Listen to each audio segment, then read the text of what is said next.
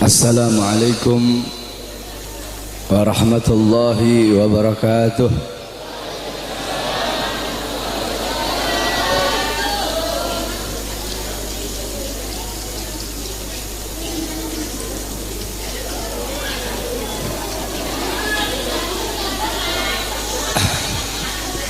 Sebelum saya mulai, saya harapkan kepada jamaah khususnya ibu-ibu, tolong jangan ada yang ribut. Bismillahirrahmanirrahim. Alhamdulillahi dzil jalali wa syari'il harami wal halali. Allahumma salli ala nuril anwar wa sirril asrar wa tiryakil aghyar ومفتاح باب اليسر سيدنا ومولانا محمد المختار وآله الأطهار وأصحابه الأخيار عدد نعم الله وإفضاله أما بعد. Yang saya cintai, yang saya muliakan, para alim ulama, para kiai, para asatid, para tokoh masyarakat, wabil khusus ketua DKM masjid, imam masjid, pengajar-pengajar di masjid, ketua panitia peringatan Maulid Nabi besar Muhammad beserta seluruh panitia, para tokoh masyarakat, para aparat pemerintah beserta seluruh hadirin dan hadirat, bapak-bapak, ibu-ibu, pemuda-pemudi umat baginda Nabi besar Muhammad sallallahu alaihi wasallam. Alhamdulillah, segala puji dan syukur kehadirat Allah subhanahu wa ta'ala, karena Allah subhanahu wa ta'ala telah memberikan kepada kita nikmat yang sangat besar. Allah telah memberikan kepada kita keagungan yang sangat besar. Allah telah memberikan kepada kita rahmat yang sangat besar. Apa nikmat Allah yang sangat besar? Apa karunia Allah yang sangat besar? Apa rahmat Allah yang sangat besar? Nikmat, karunia, rahmat, anugerah Allah yang sangat besar bukan iman, bukan Islam, bukan takwa, tetapi baginda Nabi besar Muhammad. Karena berkat Nabi Muhammad, saya dan kalian mengenal iman, mengenal Islam, mengenal takwa, mengenal salat, mengenal syariat. Sebagaimana yang Allah katakan dalam Al-Quran, Qul bifadlillah wa birahmati fabidzalika falyafrahu. Katakanlah, dengan karunia Allah dan dengan rahmat Allah, maka dengan karunia dan rahmat tersebut falyafrahu, bergembiralah kalian. Dalam kitab tafsir Ma'alimut Tanzil Al-Imam Baghawi, dan dalam kitab tafsir Jami'ul Bayan Al-Imam Ibnu Jarir At-Tabari, begitu juga dalam kitab tafsir Al-Imam Ibnu Katsir, dijelaskan bahwasanya fadlullah dalam ayat tersebut adalah Al-Quran.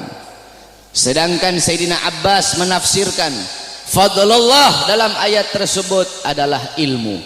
Maka dengan adanya karunia Allah yaitu Al-Quran dan ilmu, dan dengan adanya rahmat Allah, siapa rahmat Allah?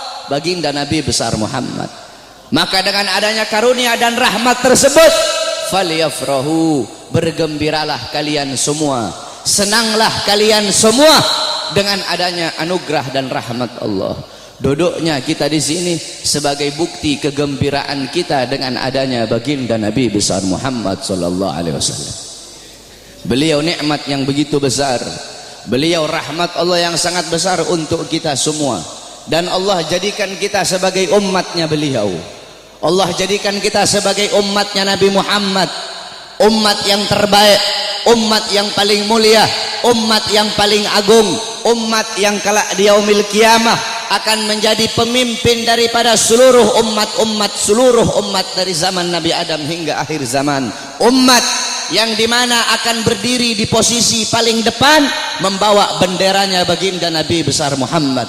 Umat yang sangat dibangga-banggakan oleh Nabi Muhammad. Umat yang dimana para nabi-nabi dan rasul terdahulu mereka iri kepada kita sebagai umat Nabi Muhammad. Dalam kitab Nashihul Ibad Al-Imam Ibnu Hajar Al-Asqalani dijelaskan bahwasanya Nabi Allah Adam alaihi salam, beliau berkata, aku iri kepada umat Muhammad. Aku iri kepada umat Muhammad. Kenapa? Karena Allah memberikan kepada mereka 4 macam kemuliaan yang tidak pernah Allah berikan kepada aku, tapi Allah berikan kepada mereka. Apa 4 macam kemuliaan yang Allah berikan untuk kita tapi tidak Allah berikan kepada Nabi Adam? Yang pertama, kata Nabi Allah Adam alaihissalam, Allah menerima taubatku ketika aku berada di kota Mekah saja, tidak di kota-kota yang lain. Tetapi bagi umat Nabi Muhammad, dimanapun mereka bertaubat, Allah terima taubatnya. Ketahui saudara-saudara, Nabi Allah Adam ketika Allah keluarkan dari sorga, itu Allah turunkan di India, di bawah kaki gunung Himalaya. Siti Hawa Allah turunkan di Jeddah, Iblis Allah turunkan di Basrah. Selama 450 tahun Nabi Adam bertaubat, taubat beliau belum diterima oleh Allah Subhanahu wa taala. Ketika beliau berada di kota Mekah, baru taubat beliau diterima. Itu pun karena beliau membawa namanya baginda Nabi besar Muhammad. Beliau berdoa, ya Rabb bihaqqi Muhammad, ya Allah, demi hak Muhammad, demi kehormatan Muhammad, kemuliaan Muhammad, keagungan Muhammad, terima taubatku ya Allah. Wa qala Allah ya Adam, kaifa arafta Muhammad wa lam ahlagahu? Wahai Adam, dari mana kau mengetahui wujud Muhammad sedangkan aku belum ciptakan wujudnya Muhammad? Qala Adam, ya Rabb, innaka lama khalaqtani rafa'tu ra'si wa ra'aitu ala qawaimil arsy maktub la ilaha illallah Muhammadur Rasulullah. Ya Allah, ketika kau tiupkan ruh, aku angkat kepalaku ke atas dan aku lihat di tiang-tiang arsy, di tiang-tiang sorga tertulis la ilaha illallah Muhammadur Rasulullah. Dari situ aku tahu bahwasanya Muhammad bukan manusia biasa. Sebab tidak mungkin engkau akan meletakkan nama makhluk di samping namamu, kecuali pasti makhluk itu makhluk yang paling kau cintai ya Allah.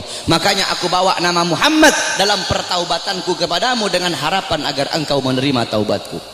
Apa kata Allah? Sadaqta ya Adam, betul apa yang kau katakan itu wahai Adam. Kalau engkau bermohon kepadaku dengan membawa nama Muhammad, ketahuilah telah aku ampuni dosamu wahai Adam. Walaula Muhammad ma khalaqtuka ya Adam, dan kalau bukan karena Muhammad, tidak akan aku ciptakan engkau wahai Adam. Allah menerima taubat Nabi Adam ketika beliau berada di kota Mekah. Apa kata Nabi Adam? Sedangkan bagi umat Muhammad, dimanapun mereka berada, saya dan kalian kalau mau bertobat dari dosa, tidak harus kita ke Mekah, saudara-saudara. Kita bertobat dimanapun tempatnya. Taubatan nasuha, menyesali perbuatan dosa, tidak mengulangi perbuatan dosa, itu taubat kita diterima oleh Allah. Sedangkan kata Nabi Adam, tapi aku hanya di kota Mekah, tidak di tempat yang lain. Sedangkan umat Muhammad dimanapun mereka bertaubat, Allah terima taubat mereka. Itu pertama, tidak pernah Allah kasih untukku, tapi Allah kasih untuk kita sebagai umat Muhammad. Yang kedua, kata Nabi Adam, ketika aku berbuat salah, Allah pisahkan aku dengan istriku Hawa hanya karena satu kesalahan. Satu kesalahan aku perbuat, aku makan buah khuldi, Allah pisahkan aku dengan Hawa selama ratusan tahun. Tetapi bagi umat Muhammad, pagi, siang, sore, malam mereka bermaksiat, tidak Allah pisahkan mereka dengan anak dan istri mereka. Aku cuma satu kali Allah pisahkan aku dengan Hawa. Umat Muhammad ribuan kali, jutaan kali bermaksiat, tidak Allah pisahkan mereka dengan anak dan istri mereka. Yang ketiga, kata Nabi Adam, aku berbuat salah dalam keadaan berpakaian, dalam keadaan tertutup auratku. Karena Allah murka, Allah lepaskan pakaianku sehingga terlihat auratku. Tetapi bagi Muhammad kebalik, mereka berbuat dosa dalam keadaan telanjang, tapi tetap Allah kasih mereka pakaian. Aku berbuat salah dalam keadaan berpakaian, Allah lepaskan.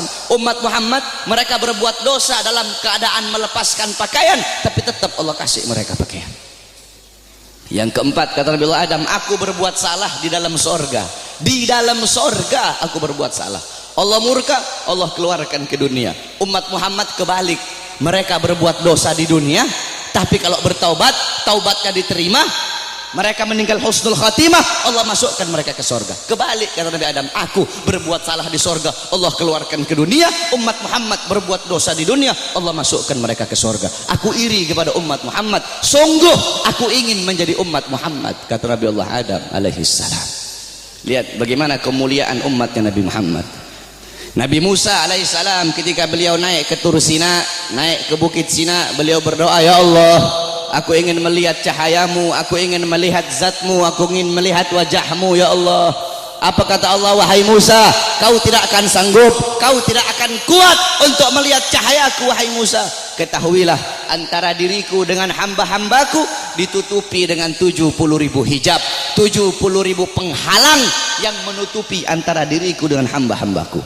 Al-Imam Ghazali menjelaskan, penghalang Allah itu Allah ciptakan dari cahaya, dari air, dan dari kegelapan. Di dalam penghalang Allah ada suara gemuruh air, ada suara air yang sedang mengalir. Itu dalam penghalang Allah. Andaikan saya dan kalian manusia biasa, Allah perdengarkan telinga kita ini untuk bisa mendengar suara air yang ada dalam penghalang Allah, saking ketakutan hati kita ini akan copot dari badan, hati kita ini keluar sendiri dari badan, saking dahsyat penghalangnya Allah. Andaikan Allah buka satu penghalang, Allah perlihatkan kepada gunung, gunung akan hancur tenggelam, tidak akan muncul sampai datangnya hari kiamat. Apa kata Allah? Wahai Musa, 70.000 penghalang ini tidak akan aku buka untuk siapapun kecuali untuk Muhammad dan untuk umat Muhammad. Apa kata Nabi Allah Musa alaihissalam? Ya Allah, kalau begitu jadikanlah aku bagian daripada umat Muhammad. Nabi Musa ingin menjadi umat Nabi Muhammad. Bahkan diriwayatkan bahwasanya Sayyidina Syekh Abil Hasan Asyadili, pengarang Hizbul Bahar, Hizbun Nasr, pengarang kitab Mafakhirul Aliyah, beliau pernah bermimpi, saudara-saudara. Ketika beliau bermimpi, dalam mimpinya beliau melihat ada Nabi Muhammad dan ada Nabi Musa sedang ngobrol. Nabi Musa bilang sama Rasulullah, wahai Muhammad, aku dengar engkau pernah berkata dalam sabdamu bahwasanya ulama ummati kal anbiya Bani Israel. Ulama dari golongan umatku itu bagaikan golongan nabi-nabi dari kalangan Bani Israel. Apakah betul wahai Muhammad? Apa kata Rasulullah? Ini dalam mimpinya Syekh Abil Hasan Asyadili. Apa kata Rasulullah? Iya betul, ulama umatku itu kepintarannya kepintarannya itu sama seperti kepintaran nabi-nabi dari kalangan Bani Israel. Kata Nabi Musa, coba seperti apa sih ulama umatmu itu? Aku pengen lihat coba. Nabi Muhammad memanggil Al-Imam Ghazali di dalam mimpinya Syekh Abil Hasan Asyadili. Imam Ghazali dipanggil oleh Nabi Muhammad. Nabi Muhammad bilang, ini salah satu daripada ulama umatku yang aku banggakan. Akhirnya kata Nabi Musa, siapa namamu? Kata Imam Ghazali apa? Ana Muhammad bin Muhammad bin Muhammad. Kata Nabi Musa, stop. Wahai Rasulullah, ini kamu bilang pinter. Saya nanya siapa namanya? Dia jawab Muhammad bin Muhammad bin Muhammad. Kalau dia pinter cukup dia jawab Muhammad. Stop. Sudah. Nggak usah dia bilang Muhammad bin Muhammad. Saya nggak nanya nama bapaknya, saya nggak nanya nama kakeknya. Kalau dia pinter cukup dia jawab Muhammad. Udah, stop. Atau Muhammad Al-Ghazali dalam kitab Tabaqat Syafi'iyah, Al-Imam Ghazali. Ghazali itu adalah nisbat nama tempat kelahiran beliau. Tetapi ada juga ulama yang mengatakan Ghazali itu nisbat kepada pekerjaan keluarga beliau, yaitu tukang tenun, tukang sol.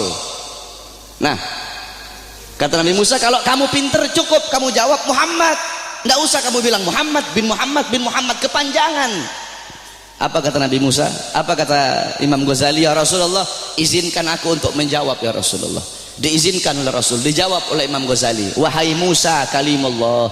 Dulu Allah pernah nanya, wahai Musa, apa yang ada di tanganmu? Engkau bilang, ya Allah, ini tongkat. Tongkat ini untuk menyandar, untuk bersandar. Tongkat ini untuk memukul. Harusnya kalau kau pinter cukup kau jawab, ini tongkat. Nggak usah kau jawab tongkat ini untuk ini, untuk ini, untuk ini. Karena Allah nanya, apa yang ada di tanganmu? Allah tidak tanya untuk apa itu. Apa kata Nabi Musa? Karena aku ingin bercakap-cakap lama dengan Allah, aku ingin punya waktu yang panjang dengan Allah untuk mengambil berkah. Apa kata Imam Ghazali? Begitupun aku jawab dengan jawaban yang panjang untuk bercakap-cakap lama denganmu agar mendapatkan keberkahan darimu yang pernah berbicara dengan Allah. Baru diakui oleh Nabi Musa kepintaran ulama daripada umatnya Nabi Muhammad sallallahu alaihi wasallam. Coba kau lihat dalam kitab Khosaisul Ummatul Muhammadiyah, dalam kitab keutamaan kekhususan yang Allah kasih kepada umat Nabi Muhammad, umat terdahulu, saudara-saudara, kalau mereka berbuat dosa, Allah tidak segampang akan mengampuni dosa mereka. Bani Israel kalau mereka berbuat dosa, mereka harus cari jurang yang tinggi, loncat ke bawah sampai mati, baru diterima taubatnya oleh Allah. Kita tidak, Allah kasih kemudahan. Umat terdahulu kalau anggota tubuh mereka ada yang terkena najis, harus dihilangkan dengan kulit-kulitnya. Kita tidak, terkena najis cukup hilangkan najis itu. Kalau menggoladoh najisnya berat, pakai air dicampur dengan tanah. Allah kasih kita kemudahan, Allah kasih kita keutamaan. Kenapa? Karena kita adalah umat Nabi Muhammad. Kuntum khairu ummatin ukhrijat linnas. Kamu sekalian umat yang paling bagus, umat yang paling baik, umat yang paling utama, umat yang paling mulia, yang Allah keluarkan untuk segenap manusia. Kenapa kau jadi umat yang terbaik? Kenapa kau jadi umat yang termulia? Bukan karena salatmu, ibadahmu, amalmu, ilmumu, bukan. Tapi karena kau, saya adalah umatnya Nabi Muhammad. Kita menjadi mulia karena kemuliaan Nabi Muhammad. Makkah menjadi kota yang mulia karena Makkah kota kelahiran Nabi Muhammad. Madinah menjadi kota yang mulia karena Madinah kota hijrah dan kota wafatnya Nabi Muhammad. Hajar Aswad menjadi batu yang mulia karena Hajar Aswad pernah dicium oleh bibirnya Nabi Muhammad. Buraq menjadi kendaraan yang mulia karena Buraq pernah ditunggangi oleh Nabi Muhammad. Bahkan ada salah satu ulama yang mempertanyakan, siapa yang lebih mulia, sendalnya Nabi atau malaikat Jibril alaihi salam? Jibril alaihissalam tidak pernah berjumpa langsung dengan Allah, tetapi Nabi Muhammad bahkan sendalnya telah berjumpa dengan Allah. Dalam kitab Al-Anwar Al-Bahiyah dijelaskan sendalnya Nabi berjumpa dengan Allah.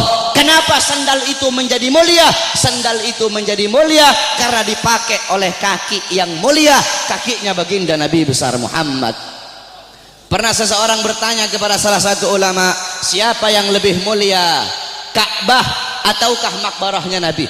Ka'bah atau kuburnya Nabi yang lebih mulia? Apa jawab ulama itu? Kalau kita lihat dari kuburnya, maka Ka'bah lebih mulia. Tetapi kalau dilihat dari sesuatu yang bersemayam dalam kubur itu, maka sesuatu yang bersemayam dalam kubur itu lebih mulia ribuan jutaan kali daripada Ka'bah. Siapa? Nabi Muhammad sallallahu alaihi wasallam. Kita menjadi mulia karena Nabi Muhammad. Ma madahtu Muhammadan bi ghasidati walakin mudiha ghasidati bi Muhammadin. Tidaklah aku memuji Nabi dengan syairku, aku tidak memuliakan Nabi dengan syairku, aku tidak mengagungkan Nabi dengan syairku, tetapi syairku yang menjadi mulia karena telah memuliakan Nabi Muhammad. Syairku yang menjadi agung karena telah mengagungkan Nabi Muhammad. Syairku yang menjadi terpuji karena telah memuji Nabi Muhammad. Kalian nih, kalian semua yang duduk di sini merayakan Maulid Nabi. Nabi Muhammad tidak butuh, tapi kita yang butuh untuk merayakan Maulid Nabi Muhammad. Kamu duduk di sini memuliakan Nabi, mengagungkan Nabi. Nabi tidak butuh, tapi kamu yang butuh untuk memuliakan dan mengagungkan Nabi Muhammad. Kamu duduk di sini bersolawat kepada Nabi, memuji Nabi, mengagungkan Nabi.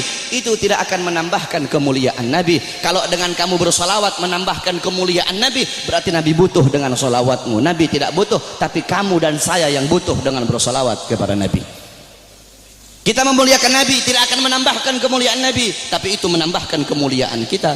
Kita tidak bersolawat, tidak mengagungkan beliau, itu juga tidak akan mengurangi kemuliaan beliau. Karena beliau kemuliaannya lautan jadi tinta, pohon jadi pena, digunakan untuk melukis kemuliaan Nabi.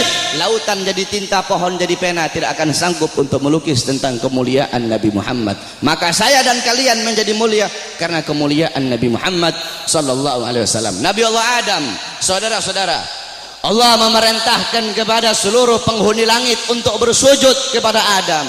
Kenapa, saudara-saudara? Para ulama mengatakan, pertama, untuk memuliakan nur Nabi Muhammad yang ada dalam tulang sulbi Nabi Adam alaihissalam. Makanya kenapa ketika iblis tidak mau bersujud, Allah sangat-sangat murka.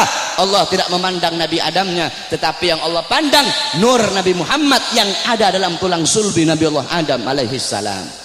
Saudara-saudara, para ulama-ulama salaf kita itu kalau dengar azan, mereka pasti meletakkan kedua jempolnya ini di langit-langit. Mereka letakkan di langit-langit, kemudian mereka usap di kelopak mata mereka sambil berkata, marhaban bihabibi wa qurrati aini. Kenapa saudara-saudara? Dulu Nabi Adam alaihissalam itu selalu dibuntuti oleh malaikat.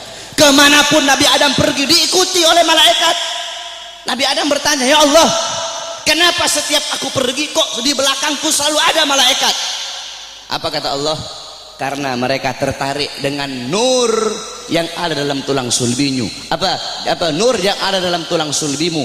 Nur itu adalah nur daripada nanti salah satu cucumu. Kemudian apa kata Nabi Adam? Ya Allah, kalau begitu tolong pindahkan nur ini ke hadapanku ya Allah. Dipindahkan nur Nabi Muhammad di hadapan Nabi Allah Adam alaihissalam. Ketika dihadapkan di hadapan Nabi Allah Adam, malaikat yang di belakang semua berdiri di depan Nabi Allah Adam alaihissalam. Nabi Adam ini penasaran seperti apa bentuknya ini nur sampai malaikat begitu tertarik. Apa kata Nabi Allah Adam? Ya Allah, kalau begitu tolong pindahkan nur ini di kedua kukuku agar aku bisa melihat seperti apa nur itu. Ditaruh nur Nabi Muhammad di kukunya Nabi Allah Adam. Ketika Nabi Allah Adam melihat keindahan nurnya Nabi Muhammad, Nabi Allah Adam berkata, marhaban bihabibi wa qurrati aini. Baru beliau usapkan. Lihat bagaimana Allah Subhanahu wa taala memuliakan Nabi Allah Adam, karena dalam tulang sulbinya terdapat nur baginda Nabi besar Muhammad sallallahu alaihi wasallam. Allah menyelamatkan Nabi Allah Nuh. Allah selamatkan Nabi Allah Nuh dari banjir yang besar, dari musibah yang besar. Kenapa? Karena dalam tulang sulbi Nabi Allah Nuh terdapat nur baginda Nabi besar Muhammad. Allah selamatkan Nabi Allah Ibrahim alaihissalam dari api Namrud. Kenapa? Karena dalam tulang sulbi Nabi Allah Ibrahim terdapat nur baginda Nabi besar Muhammad. Allah menyelamatkan Nabi Allah Ismail ketika akan disembelih, Allah rubah menjadi seekor domba. Allah selamatkan Nabi Allah Ismail. Kenapa? Karena dalam tulang sulbi Nabi Allah Ismail terdapat nur baginda Nabi besar Muhammad. Dan saya dan kalian nanti di akhirat akan diselamatkan. Kenapa? Karena saya dan kalian umat Nabi Muhammad sallallahu alaihi wasallam. Oleh karena itu saudara-saudara, bagi kami para habaib, Maulid bukan hari raya, tapi bagi kami Maulid lebih mulia dan lebih agung daripada hari raya. Di tempat saya bapak-bapak di Sulawesi itu kami santri-santrinya guru tua. Guru tua itu Al-Imam Al-Habib Idrus bin Salim Al-Jufri. Kami itu ketika datang bulan Maulid, semua rumah kami cat baru. Datang bulan Maulid, semua rumah kami cat baru, kampung kami hias, jalan kami baguskan. Hanya di bulan Maulid, tidak di bulan yang lain. Hari raya, rumah kami tidak kami cat baru. 17 Agustus, rumah kami tidak kami cat baru. Maulid, rumah kami cat baru. Kenapa? Karena bagi kami Maulid adalah hari yang paling mulia di muka buminya Allah Subhanahu wa taala. Kenapa bisa seperti itu? Dalam kitab Tuhfa, dalam kitab Hawashi Syarwani, ala Tuhfal Muhtaj. Hawashi Syarwani itu kitabnya Al-Imam Syarwani. Tuhfal Muhtaj itu kitabnya Al-Imam Ibnu Hajar Al-Haytami.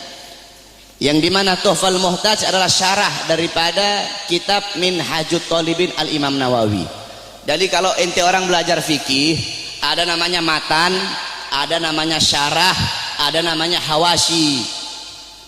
Matan itu isi, syarah itu penjelasan daripada matan, hawashi penjelasan lebih rinci daripada syarah. Jadi matan diberi syarah, syarah diberi hawashi. Matannya itu Minhajut Talibin Imam Nawawi, disyarahkan oleh Imam Ibnu Hajar Al-Haytami, yaitu Tuhfal Muhtaj, syarah Minhaj. Tuhfal Muhtaj kemudian dijelaskan lagi oleh Al-Imam Syarwani yang diberi nama Hawashi Syarwani. Dalam kitab Hawashi Syarwani dijelaskan bahwasanya inna afdhalal layali, sesungguhnya paling mulianya malam itu, paling utamanya malam itu, yaitu malam kelahiran baginda Nabi besar Muhammad. Setelah malam kelahiran Nabi baru malam Lailatul Qadar. Setelah malam Lailatul Qadar baru malam Isra. Setelah malam Isra setelah malam Lailatul Qadar malam Jumat. Setelah malam Jumat baru malam Isra. Kenapa malam kelahiran Nabi menjadi malam yang paling mulia? Kenapa malam kelahiran Nabi menjadi malam yang paling agung? As-Sayyid Al-Habib Muhammad bin Alwi Al-Maliki beliau mengutip perkataan daripada Al-Imam Haramain Sayyid Amin Qutbi. Beliau berkata, Sayyid Amin Qutbi berkata, ya Lailatul Itsnin, madza safahat, wahai malam Senin, apa yang telah menyapamu? Wahai malam Senin, apa yang telah menyapamu? Kau begitu mulia, kau begitu agung, engkau begitu wangi, wahai malam Senin. Berawal hari-hari yang mulia dalam Islam, semua berawal darimu. Adanya Idul Fitri, adanya Idul Adha, adanya Ramadan, adanya Rajab, adanya Fathul Makkah, adanya kemenangan perang Badar, adanya Lailatul Qadar, adanya hari Jumat, adanya malam Jumat, adanya 10 Muharram, semua berawal darimu wahai malam Senin. Kenapa? Karena pada malam Senin itu lahir baginda Nabi besar Muhammad sallallahu alaihi wasallam, sehingga malam kelahiran Nabi menjadi malam yang paling mulia di muka bumi. Kenapa? Karena kalau tidak ada kelahiran Nabi, tidak akan ada Idul Fitri, tidak akan ada Idul Adha, tidak akan ada iman, tidak akan ada Islam. Makanya sampai-sampai begitu Allah memuliakan kelahiran Nabi Muhammad, karena begitu Allah ini memuliakan kelahiran Nabi, sampai-sampai orang yang meninggal dalam keadaan kafir, akan tetapi karena dia gembira dengan kelahiran Nabi, Allah ringankan azabnya dalam neraka. Dalam kitab tafsir Bidayah wan Nihayah, Al-Imam Ibnu Katsir beliau meriwayatkan bahwasanya Sayyidina Abbas bin Abdul Muthalib pernah bermimpi berjumpa dengan Abu Lahab. Dalam mimpinya Sayyidina Abbas bin Abdul Muthalib bermimpi Abu Lahab sedang disiksa dalam neraka. Akan tetapi setiap hari Senin, azab dan siksanya Abu Lahab dihentikan dan Allah gantikan dengan rahmat. Dari jari-jari Abu Lahab itu bisa keluar air sehingga dia bisa minum dari air tersebut. Maka Sayyidina Abbas pun bertanya, wahai Abu Lahab, kenapa setiap hari Senin Allah angkat azab dan siksamu? Dari jari-jarimu bisa keluar air, kenapa hanya di hari Senin, tidak di hari-hari yang lain? Apa kata Abu Lahab? Iya, karena dulu ketika Muhammad lahir, aku bergembira dengan lahirnya Muhammad. Aku memiliki budak yang bernama Suwaibah. Suwaibah datang kepadaku memberi kabar tentang lahirnya Muhammad. Aku gembira sehingga aku bebaskan Suwaibah. Aku bebaskan dia dari budak. Nah, karena aku membebaskan Suwaibah, karena kegembiraanku dengan lahirnya Muhammad, karena aku gembira sesaat dengan lahirnya Muhammad, maka dari itu setiap hari Senin Allah angkat azab dan siksaku. Itu Abu Lahab. Setiap hari Senin Allah angkat azab dan siksanya hanya karena bergembira sesaat dengan lahirnya Al-Mustafa. Maka bagaimana dengan saya dan kalian kalau kita bergembira seumur hidup kita dengan lahirnya baginda Nabi besar Muhammad? Oleh karena itu, saudara-saudara, kita duduk di sini memuliakan kelahiran Nabi, mengagungkan kelahiran Nabi. Ini suatu perbuatan yang mulia. Tetapi banyak juga golongan-golongan di luar sana, banyak golongan-golongan yang mulut kotornya berani mengatakan bahwasanya orang-orang yang duduk di maulid itu mereka telah berbuat dosa besar. Maulid itu adalah bid'ah dalalah, maulid itu bid'ah yang sesat, maulid itu sumber kesyirikan, maulid itu sumber kekafiran. Banyak golongan-golongan di luar sana yang berkata seperti itu. Ini golongan-golongan yang bodoh, golongan-golongan yang goblok, golongan-golongan yang dungu, tidak ngerti kaedah fikih, tidak ngerti takhrij hadis, tidak ngerti mustalah hadis. Baru belajar beberapa tahun di Arab Saudi, pulang baru punya jenggot 8 lembar 9 lembar, sudah berani menyesat-nyesatkan orang yang duduk di majelis maulidnya Nabi Muhammad sallallahu alaihi wasallam. Saudara-saudara, kalau kita mau lihat bid'ahnya, luarnya iya bid'ah, luarnya bid'ah, luarnya covernya bid'ah, covernya ini sesuatu yang baru. Tetapi intisari, lubabnya, intisari yang ada dalam peringatan maulid ini bukanlah sesuatu yang bid'ah. Tadi di maulid tadi dibacakan Quran. Apakah membaca Quran sesuatu yang bid'ah? Kau duduk di sini, kita saling makan sama-sama. Nanti selesai acara makan bareng-bareng. Dalam kitab dijelaskan Nabi Allah Ibrahim menjadi Khalilullah. Nabi Ibrahim itu jadi kekasih Allah karena 3 sebab. Pertama, Nabi Ibrahim lebih memilih perintah Allah daripada perintah selain Allah. Yang kedua, Nabi Ibrahim tidak pernah makan sendiri. Nabi Ibrahim itu kalau makan pasti bareng-bareng, pasti sama-sama. Kalau beliau cuma sendiri, beliau rela jalan kaki berkilo-kilo hanya untuk cari teman untuk makan sama-sama. Kita duduk di sini mengikuti sunnah Nabi Allah Ibrahim. Nabi Muhammad juga makannya selalu bersama-sama. Apakah ini sesuatu yang bid'ah? Tidak. Kita duduk di sini saling menyebarkan salam. Apakah menyebarkan salam sesuatu yang bid'ah? Nabi Muhammad berkata, afsus salam, sebarkan salam. Kita duduk di sini saling memberi makan. Nabi Muhammad bilang wa'atimut ta'am, berilah makan. Kita duduk di sini menyambung tali silaturahmi. Kata Nabi Muhammad wasilul arham, sambunglah tali persaudaraan. Kita duduk di sini mengenang Nabi Muhammad, menyebut-nyebut nama Rasulullah sallallahu alaihi wasallam. Bukankah dalam hadis riwayat Ad-Dailami dalam kitab musnad beliau, yaitu kitab yang bernama Al-Firdaus, Qalar Rasul, Dzikrul Anbiya minal ibadah, mengingat para nabi, mengingat para rasul itu adalah ibadah. Dzikrul sholihin minal kafarah, dzikrul maut minas sadaqah, wa dzikrul kubur yugarribukum minal jannah. Kata Nabi Muhammad, mengingat para nabi, mengingat para rasul, menyebut-nyebut nama mereka itu adalah ibadah. Kita duduk di sini menyebut Nabi Muhammad, mengingat Nabi Muhammad, mengenang Nabi Muhammad, membaca sirah beliau, tarikh beliau agar bisa mengambil iktibar, mengambil pelajaran dari kisah hidup beliau. Apakah ini sesuatu yang bid'ah? Tidak. Kita duduk di sini bersolawat kepada Nabi Muhammad. Bukankah Allah berkata, innallaha wa malaikatahu yusholluna 'alan nabi ya ayyuhalladzina amanu shollu 'alaihi wa sallimu taslima. Apakah salawat sesuatu yang bid'ah? Tidak. Kita duduk di sini menuntut ilmu. Saya dan kalian duduk di sini untuk menuntut ilmunya Allah. Menuntut ilmu fardhatun. Menuntut ilmu hukumnya sangat-sangat wajib. Dalam kaidah dijelaskan, amrun bi syai' amrun bi wasailihi.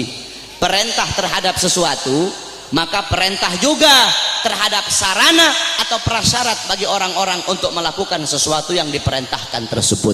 Kalau seumpama naik ke atas ini wajib, maka yang mendorong kita untuk naik ke atas itu pun hukumnya wajib. Naik ke atas hukumnya wajib.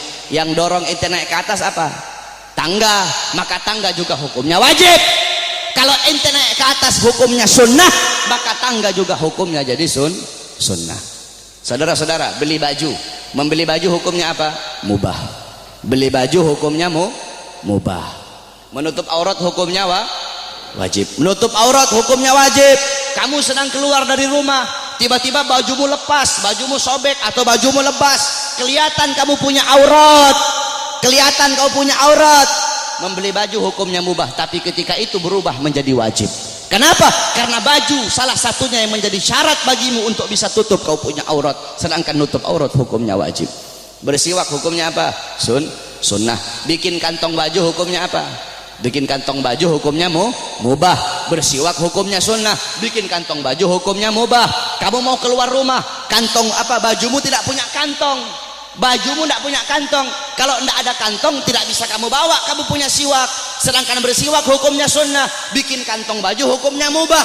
Ketika itu berubah, bikin kantong baju hukumnya jadi sunnah. Kenapa? Karena kantong baju yang jadi syarat bagimu untuk bisa bawa kau punya siwak. Nah, menuntut ilmu hukumnya wajib, saudara-saudara. Maka ketika maulid menjadikan dirimu, mendorong dirimu untuk menuntut ilmu, maka ketika itu maulid pun hukumnya berubah menjadi wajib. Kalau maulid mendorong engkau untuk sedekah, sedekah hukumnya sunnah, maka maulid juga hukumnya menjadi sunnah.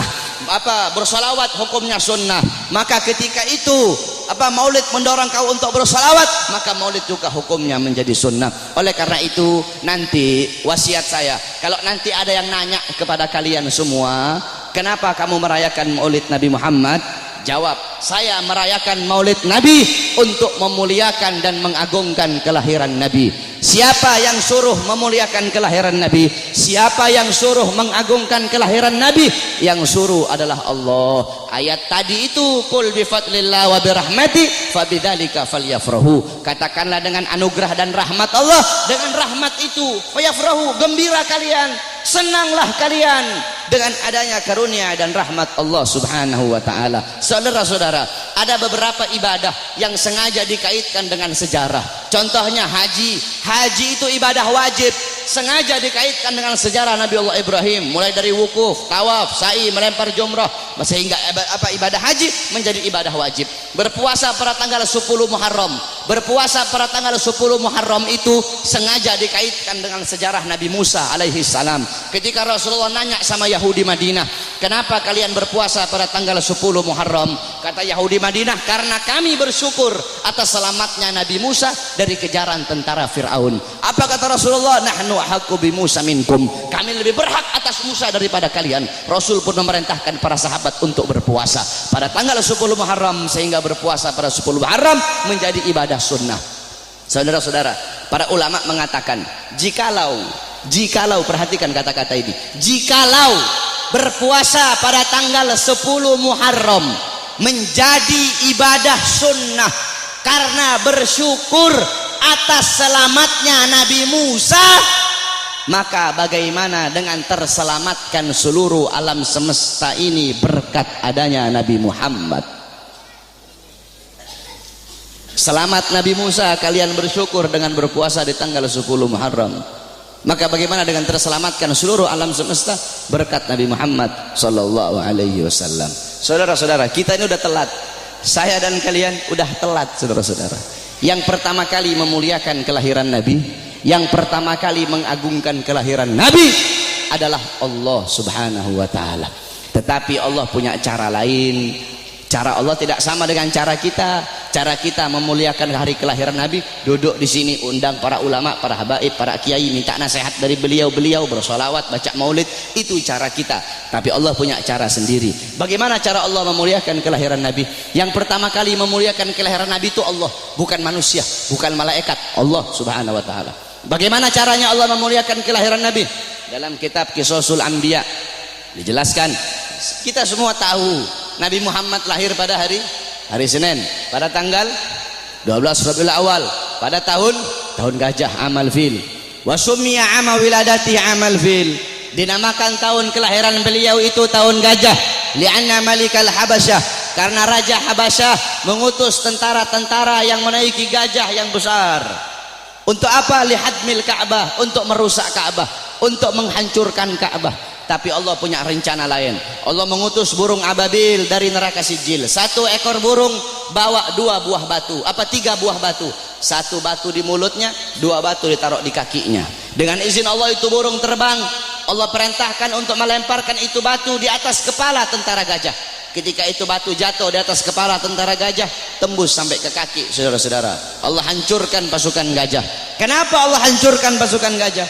Ikraman, untuk memuliakan dan mengagungkan kelahiran baginda Nabi besar Muhammad sallallahu alaihi wasallam. Padahal bagi Allah tidak mustahil kalau Allah mau hancurkan pasukan gajah sebelum mereka nyerang, bisa Allah hancurkan. Tapi kenapa Allah hancurkan ketika mereka menyerang Ka'bah? Untuk memuliakan kelahiran dan keagungan, untuk mengagungkan kelahiran baginda Nabi besar Muhammad. Siapa saudara-saudara yang merobohkan istana Romawi? Ketika Nabi Muhammad lahir, istana Romawi roboh. Siapa yang robohkan? Allah.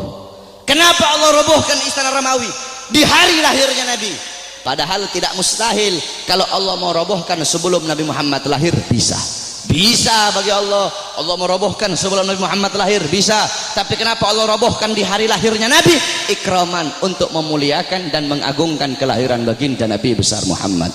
Siapa yang memadamkan api Majusi, api yang selama ribuan tahun tidak pernah padam? Nabi Muhammad lahir, api Majusi menjadi padam. Siapa yang memadamkan? Allah. Kenapa Allah padamkan api Majusi di hari lahirnya Nabi? Kok tidak di hari-hari sebelumnya? Padahal tidak mustahil bagi Allah untuk memadamkan api Majusi sebelum Nabi Muhammad lahir, bisa. Tapi kenapa di lahirnya hari Nabi Muhammad?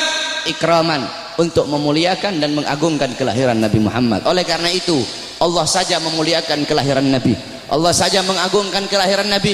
Maka kita siapa kok tidak memuliakan dan tidak mengagungkan kelahiran baginda Nabi besar Muhammad sallallahu alaihi wasallam. Oleh karena itu saudara-saudara, cintai beliau, jadikan beliau sebagai teladanmu, jadikan beliau sebagai pedomanmu, jadikan beliau sebagai idolamu. Nabi Muhammad mencintai kalian, Nabi Muhammad sangat cinta kepada kalian, sampai-sampai kata Sayyidina Ali, Sayyidina Ali karramallahu wajha, inna Rasulillah fi akhir nafsi haragat syafataihi marratain fa'algaitu sam'i fasami'tuhu yaqul ummati ummati faqubida Rasulullah sallallahu alaihi wasallam wa qala la kanatid dunya tadumu li wahidin la kana Rasulullah fiha mukhallada.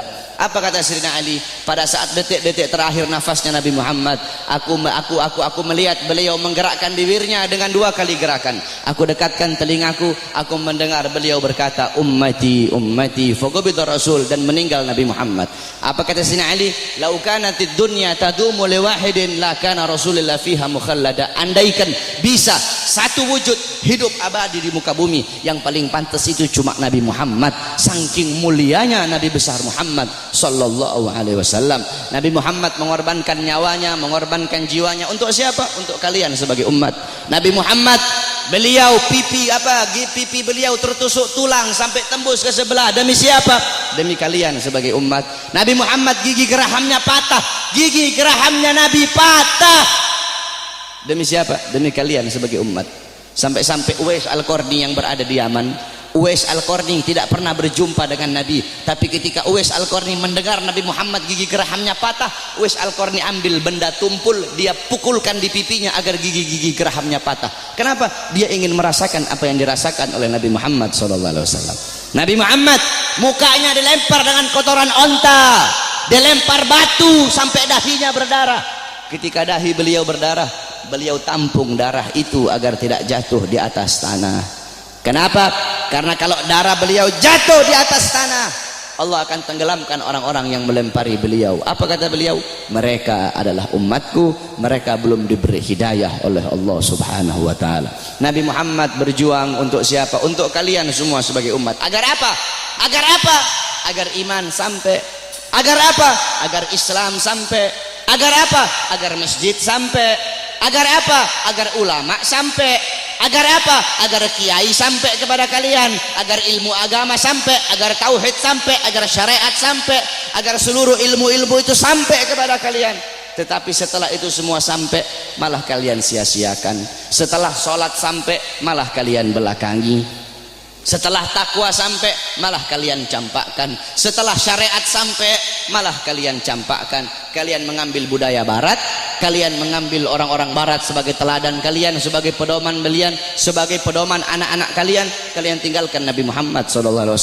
Mulutmu mengaku umat Nabi, saya umat Nabi, saya umat Islam, tapi kau tidak sholat. Saya umat Nabi, tapi masjidmu sepi. Saya umat Nabi, tapi kedua matamu memandang hal-hal yang haram. Saya umat Nabi, tapi kamu kencingnya berdiri. Saudara-saudara, Masjid Istiqlal tuh, tahu Masjid Istiqlal? Itu bodoh DKM-nya itu. Kenapa bodoh? Karena mereka bikin tempat kencing berdiri, saudara-saudara. Masjid itu bikin tempat kencing duduk. Masjid bikin tempat kencing berdiri, udah kayak bandara aja ente. Dorong orang-orang untuk bikin sunnah, dorong orang-orang untuk melakukan sunnah.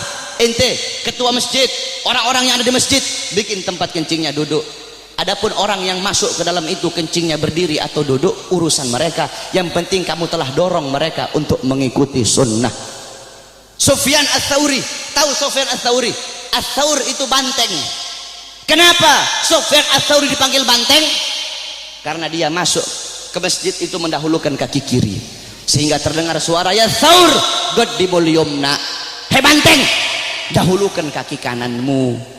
Ditegur saudara-saudara. Engkau mengaku apa? Engkau mengaku umat Nabi, tapi kedua tanganmu tidak pernah memberi makan golongan-golongan yang dicintai oleh Nabi. Siapa golongan yang dicintai oleh Nabi?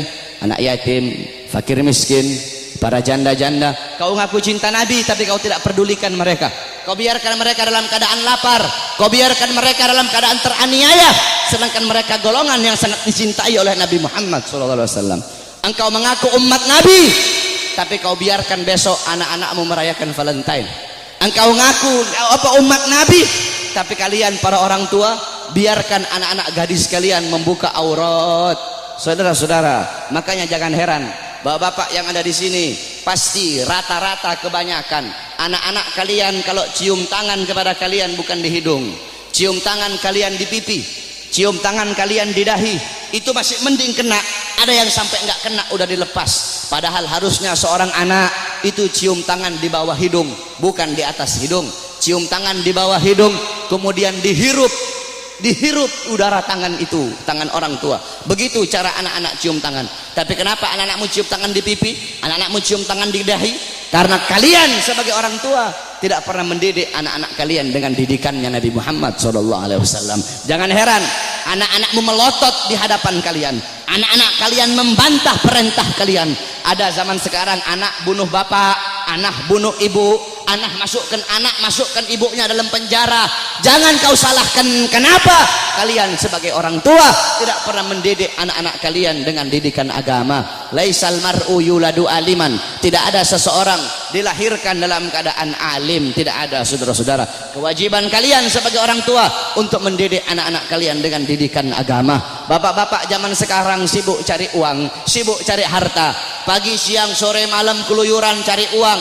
Untuk apa? Untuk ngasih makan jasmani anak-anaknya. Untuk apa? Untuk memberi makan jasmani anak-anaknya. Tetapi lupa kalian beri makan jiwa, hati, dah apa? Jiwa anak-anak kalian, hati anak-anak kalian, ruh anak-anak kalian lupa kalian kasih makan. Apa makanan hati bagi anak-anak kalian? Makanan hati bagi anak-anak kalian adalah ilmu hati. 3 hari tidak kena ilmu hati itu mati. Maka tanyakan kepada diri kalian sebagai orang tua, telah berapa lama kalian menjadi sebab hati anak-anak kalian mati? Kenapa kenapa anakmu tidak kau masukkan pondok? Kenapa anakmu tidak kau masukkan pesantren? Kenapa anakmu tidak kau ajarkan Quran? Kenapa kau lebih pentingkan SD-nya, SMP-nya, SMA-nya? Bukan berarti tidak boleh sekolah SD, tidak boleh sekolah SMP, tidak boleh sekolah SMA. Tidak apa-apa sekolahkan anakmu SD, SMP, SMA. Tetapi agama jangan kau belakangi, Al-Qur'annya jangan kau belakangi. Kenapa anakmu tidak mondok? Aduh, saya lebih milih sekolah. Kalau nanti anak saya mondok, bagaimana masa depannya nanti? Orang tua goblok itu kalau ada yang seperti itu, saudara-saudara. Kalau anak saya mondok, anak saya jadi ustadz, anak saya jadi Quran, jadi ahli Quran, gimana masa depannya nanti? Gimana nasibnya? Orang tua goblok itu kalau ada yang seperti itu, saudara-saudara. Kau lihat zaman sekarang, SD, SMP, SD udah tahu mabok, SD udah tahu melacur, SD udah tahu zina. Itu SD. Bagaimana SMP-nya? Itu SMP. Bagaimana SMA-nya? Saudara-saudara, jangan kau pentingkan pendidikan dunia anak-anakmu, tapi lebih pentingkan pendidikan akhirat anak-anakmu. Didik dengan didikan Nabi. Adabani Rabbi fa ahsana ta'dibi. Allah yang mendidikku, Allah yang mengajariku, sehingga sebaik-baiknya pendidikan adalah pendidikanku. Nanti ini tanggal 13, besok tanggal 14. Kau lihat yang paling banyak merayakan Valentine di jalan-jalan, saudara-saudara.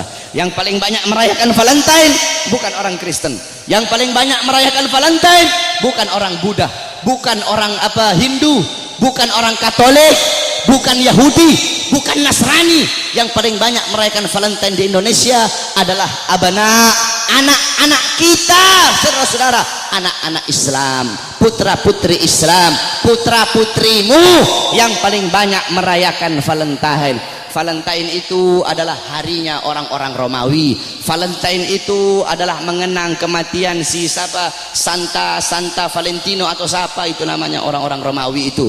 Man tasyabbaha biqaumin fahuwa minhum. Kata Rasulullah, barang siapa yang mengikuti suatu kaum, maka dia sama dengan kaum tersebut.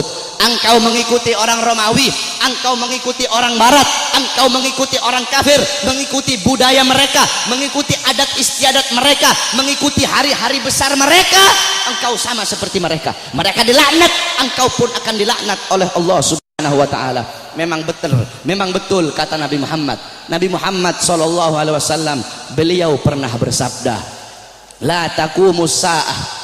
Kata beliau, tidak akan terjadi hari kiamat, kata beliau, hatta sehingga kata beliau, ta'khuda umatku itu mengambil jejak, umatku itu mengikuti jejaknya siapa? Jejaknya orang-orang sebelum mereka. Jejak orang-orang sebelum mereka, kata Nabi Muhammad sallallahu alaihi wasallam. Shibran bi shibrin, sejengkal demi sejengkal, kata Nabi Muhammad. Wa dhira'an bi dhira'in, sehasta demi sehasta, kata Nabi Muhammad. Fakila, kemudian ada di situ salah satu sahabat yang berkata, ya Rasulullah, maksudnya maksudnya kurun golongan-golongan sebelum mereka itu, apakah mereka ya Rasulullah, kata salah satu sahabat, apakah orang Persia, Warum dan orang-orang Romawi? Apa kata Rasulullah SAW? Siapa lagi kalau bukan mereka? Lihat, yang dikatakan Nabi Muhammad SAW betul. Nanti ada nanti kiamat tidak akan terjadi kiamat itu tidak akan datang nanti sebelum umatku itu sampai sehingga umatku akan mengikuti orang-orang Romawi dan orang-orang Persia, baik gaya pakaian mereka mengikuti hari-hari besar mereka, kata Rasulullah sallallahu alaihi wasallam.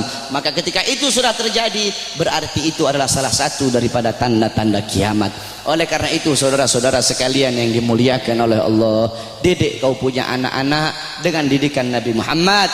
Begitu juga ibu-ibu zaman sekarang ini, mereka tahu di mana letak kursi mereka, di mana letak dapur mereka, di mana letak tempat make up mereka, tapi mereka tidak tahu di mana letak anak-anak perempuan mereka. Anak-anak perempuan kalian biarkan berjalan dengan laki-laki yang bukan muhrim. Anak-anak perempuan kalian biarkan telanjang. Anak-anak perempuan kalian biarkan membuka aurat. Saudara-saudara, Hadramaut melahirkan para aulia. Bumi Hadramaut itu melahirkan para wali, melahirkan para aulia, fuqaha, ulama. Kenapa? Itu tidak terlepas dari wanita-wanita yang ada di sana. Bagaimana wanita yang ada di sana? Wanita yang ada di sana seumur hidup mereka cuma keluar 3 kali. Seumur hidup mereka keluar cuma 3 kali. Pertama, ketika mereka masih kecil, keluar bersama bapaknya. Kedua, ketika mereka sudah menikah, keluar, diambil oleh suaminya, keluar dari rumahnya. Ketiga, ketika mereka mati, keluar, diantar ke kuburnya. Itu seumur hidup 3 kali mereka keluar rumah. Makanya jangan heran kenapa wanita-wanita di sana melahirkan wali-wali, melahirkan orang-orang soleh, melahirkan wali songo yang datang bawa Islam ke Indonesia, berasal dari sana. Kenapa? Itu tidak terlepas dari kesolehan, ketaatan, kezuhudan wanita-wanita yang ada di sana. Oleh karena itu para wanita-wanita, para istri-istri, ibu-ibu, jadikan Sayyidatuna Fatimah, Sayyidatuna Khadijah, Sayyidatuna Aisyah, Ummu Salamah, Ummu Aiman, Ummu Sulaim, Siti Khansa, Siti Mutiyah, wanita-wanita di zaman Nabi, wanita-wanita mulia, jadikan beliau-beliau sebagai uswahmu, sebagai teladanmu, sebagai pedomanmu, agar kau bisa mendidik anak-anakmu dengan didikan Nabi Muhammad. Insyaallah dengan duduknya kita di sini, Allah kasih kita keberkahan, Allah kasih kita Allah kasih kita maghfirah, Allah kasih kita rahmat. Kita bermalam-malaman di sini untuk Nabi Muhammad. Insyaallah kedua mata kita Allah halalkan kelak di yaumil kiamah untuk memandang wajah indah baginda Sayyidina Muhammad sallallahu alaihi wasallam. Amin amin ya rabbal alamin. Ingat saudara-saudara, tidak ada kata capek untuk Nabi, tidak ada kata mahal untuk Nabi Muhammad. Oh, saya bikin maulid ini, aduh bagaimana ini, pusing saya nyari dana. Tidak ada kata mahal untuk Nabi Muhammad. Untuk Nabi triliunan itu tidak ada harganya. Kau bikin maulid, kalian nih takmir masjid bikin maulid, jangankan habis 1 triliun, kalian habis 100 triliun, itu murah untuk Nabi Muhammad SAW. Tidak ada kata mahal untuk Nabi Muhammad. Saudara-saudara, Nabi Muhammad, Sayyidatuna Khadijah, semua hartanya habis. Sayyidina Utsman, Sayyidina Umar, Sayyidina Abu Bakar, sampai-sampai sebelum Sayyidatuna Khadijah meninggal, apa kata beliau? Wahai suamiku, hartaku semua sudah habis. Nanti kalau aku mati nih, kamu butuh uang, kau gali kuburku, ambil tulang-tulangku, kau jual untuk Islam. Sampai segitunya, tidak ada kata mahal. Nah ini kita kadang untuk Nabi kita capek, untuk Nabi ayo udah kemalaman nih, tidak ada kata kemalaman untuk Nabi. Aduh mau ngaji, aduh hujan nih, tidak ada kata hujan untuk Nabi Muhammad. Aduh mau pergi maulid jauh, tidak ada kata jauh untuk Nabi Muhammad. Nanti yang jadi banci ente. Untuk Nabi capek, untuk Nabi jauh, tidak ada kata jauh untuk Nabi Muhammad. Pakai gaya-gaya, pakai baju my trip, my adventure, tetapi hadir-hadir di maulid tidak mau, sholat ke masjid tidak mau. Banci itu, bukan laki-laki itu, saudara-saudara. Oleh karena itu sekali lagi, para anak-anak muda, jadilah kalian anak-anak muda yang baik, jadi kalian anak-anak muda yang bagus. Jangan kau ikut orang-orang Yahudi, jangan kau ikut orang-orang Nasrani. Mereka tidak bakal bikin kau baik, mereka tidak bakal bikin kau bagus, mereka bakal bikin kau buruk, mereka bakal bikin kau terjerumus ke dalam kezaliman, terjerumus ke dalam maksiat, mungkarat, dolalat, sayyiat. Karena apa saudara-saudara? Nasib desamu nih, nasib kampungmu semua ini ke depan, nasib masjid ke depan, desamu ke depan, itu tergantung anak-anak muda. Kalau anak-anak mudamu baik, ke depan kampungmu jadi kampung yang baik. Tapi kalau anak-anak mudamu rusak, anak-anak mudamu bangsat, ke depan kampungmu akan jadi kampung yang bangsat. Kalau negara sekarang ini anak-anak mudanya baik, kenal Nabi, ke depan negara ini akan jadi negara yang baik. Tapi kalau anak-anak mudanya narkoba, anak-anak mudanya judi, anak-anak mudanya melacur, anak-anak mudanya mabuk, ke depan ini negara akan jadi negara bangsat, saudara-saudara. Tetapi kita berdoa kepada Allah, semoga Allah jadikan ini negara-negara aman, ini negara jadi negara yang baik, jadi negara yang makmur. Makmur bukan karena pejabatnya, makmur insyaallah karena doa-doa para ulama dan doa para solihin. Amin amin ya rabbal alamin. Ya Rabbana syarifna wa karimna bi ru'yati sayyidinal Mustafa.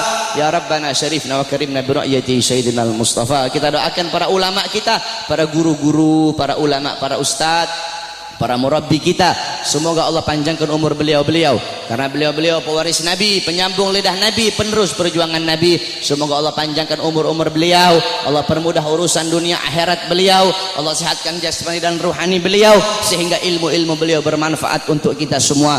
Amin amin ya rabbal alamin. Wal afu minkum. Wassalamualaikum warahmatullahi wabarakatuh.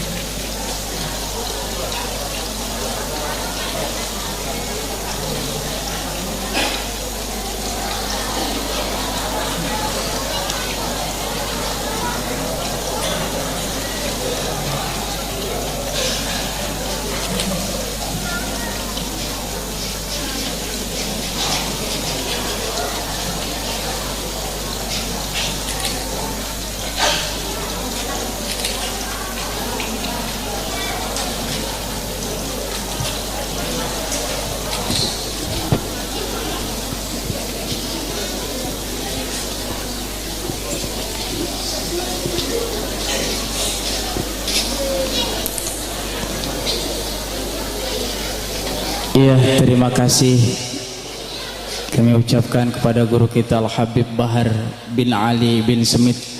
Semoga apa yang disampaikan bisa kita amalkan di kehidupan kita sehari-hari. Amin ya rabbal alamin. Selamat jalan kepada guru kita Al-Habib Bahar bin Ali bin Smith.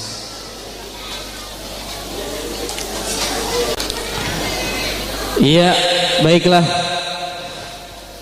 Untuk meningkat acara yang selanjutnya, yaitu penutup atau doa yang insyaallah akan dipimpin oleh guru kita Al-Mukarram Al-Ustadz Mulia Jaya Muhammad, dan doa keduanya nanti Al-Mukarram Al-Ustadz Haji Abu Bashar, sarjana agama. Namun sebelum doa, kami mohon kepada panitia untuk menurunkan hidangan-hidangan yang telah disediakan. Kami mohon kepada panitia untuk menurunkan hidangan-hidangan yang telah disediakan. Terima kasih. Bapak-bapak, ibu-ibu, mohon jangan pulang terlebih dahulu, kita nikmati bersama-sama hidangan yang disediakan. Baiklah, saya selaku pembawa acara mohon dibukakan pintu maaf yang seluas-luasnya. Apabila ada kata-kata yang salah maupun tingkah laku saya atau ucapan saya yang menyinggung bapak-bapak sekalian, saya atas nama pribadi mohon dibukakan pintu maaf yang seluas-luasnya.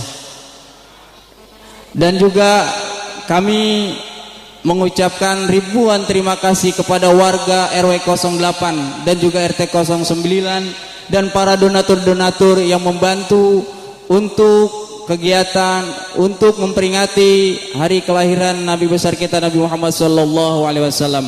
Semoga Allah balas dengan rizki yang berlipat-lipat ganda. Amin ya rabbal alamin.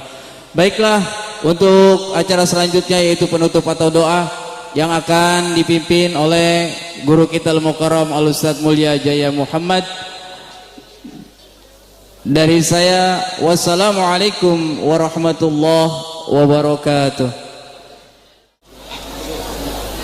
Astaghfirullahaladzim, astaghfirullahaladzim, astaghfirullahaladzim. Falakal hamdu ya Allah, ya maulana, ya ma'bud.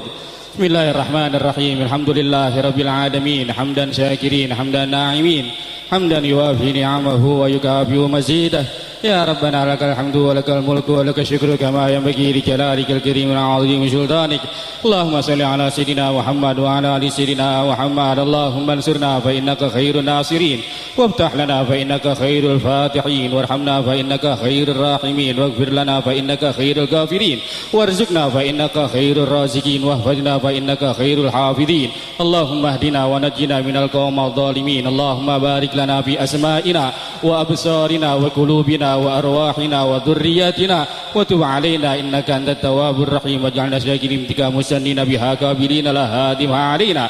اللهم انفعنا بما علمتنا وعلمنا ما ينفعنا وعلما نافعا، رزقا حلالا طيبا مباركا في الدين والدنيا والآخرة. ربنا هب لنا من أزواجنا وذريتنا قرة عين واجعلنا للمتقين إماما. ربنا هب لنا من الصالحين، ربنا هب لنا من الصالحين، ربنا هب لنا من الصالحين. ربنا آتنا في الدنيا حسنة وفي الآخرة حسنة وقنا عذاب النار. وصلى الله على سيدنا محمد وعلى آله وصحبه أجمعين. سبحان ربك رب العزة عما يصفون، سلام على المرسلين والحمد لله رب العالمين. سر الفاتحة. أعوذ بالله من الشيطان الرجيم. بسم الله الرحمن الرحيم. الحمد لله رب العالمين الرحمن الرحيم مالك يوم الدين. إياك نعبد وإياك نستعين. اهدنا الصراط المستقيم صراط الذين أنعمت عليهم غير المغضوب عليهم ولا الضالين. آمين. واعف عنا يا كريم يا الله ارحمنا، واعف عنا يا كريم يا الله ارحمنا، واعف عنا يا كريم يا الله ارحمنا. أعوذ بحق الفاتحة شر الفاتحة وبالموجة الفاتحة. يا فرج الهم يا كاشف الغم يا من لعبده يغفر ويرحم ويا دافع البلاء يا الله، ويا دافع البلاء يا رحمن، ويا دافع البلاء يا رحيم، ويا دافع البلاء يا أرحم الراحمين. دعواهم بها سبحان اللهم وتحياتهم بها سلام، وآخر دعوانا الحمد لله رب العالمين. السلام عليكم ورحمة الله وبركاته. صلاة من الله وألف سلام على المصطفى أحمد شريف المقام. صلاة من الله وألف سلام على المصطفى أحمد شريف المقام. صلاة من الله وألف سلام على المصطفى أحمد شريف المقام. صلاة من الله وألف سلام على المصطفى أحمد في المقام. سلام سلام كمسك الختام عليكم روحي بابنا يا كرام.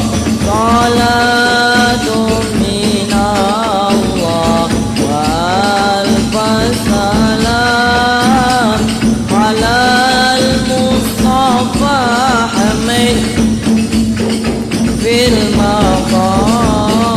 وما ذكره موسى في الظلام ونور